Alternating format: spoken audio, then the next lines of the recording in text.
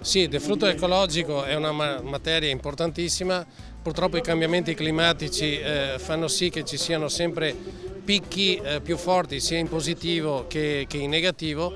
Entrambi sono pericolosi. È chiaro che il deflusso minimo vitale, soprattutto per la fauna e per il settore ittico all'interno dei nostri fiumi, è fondamentale, quindi da questo punto di vista va prestata molta attenzione, perché chiaramente non possiamo lasciare a secco né l'agricoltura ma tantomeno il fiume con tutto il suo habitat.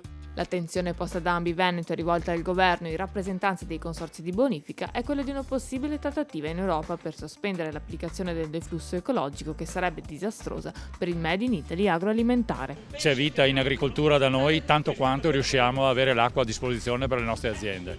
Con le nuove norme che ci sono all'orizzonte, evidentemente si parla di tagli drastici, perentori, e facciamo di tutto per informare, studiare, analizzare e spiegare che non è assolutamente possibile pensare di applicare direttamente queste norme senza tener conto del danno che c'è da un punto di vista delle imprese e del danno che c'è sul territorio che ha beneficiato fino ad oggi della derivazione delle acque del Piave.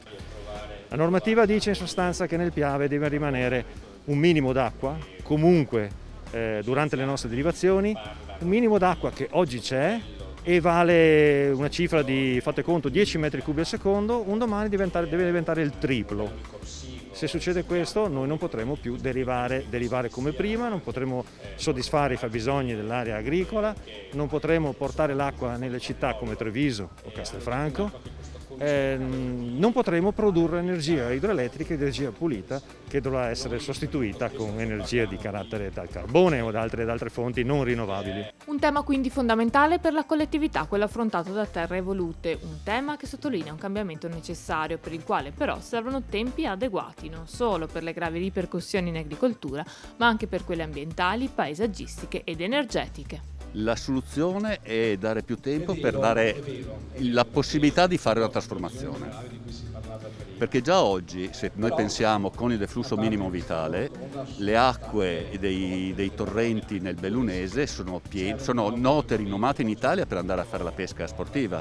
Quindi già adesso abbiamo una situazione, diciamo, abbastanza buona, e valutare quanto di più serve per renderla ottimale, ma senza applicare pedissequamente una formula, cioè devi fare sperimentazione. I 3 anni non sono niente.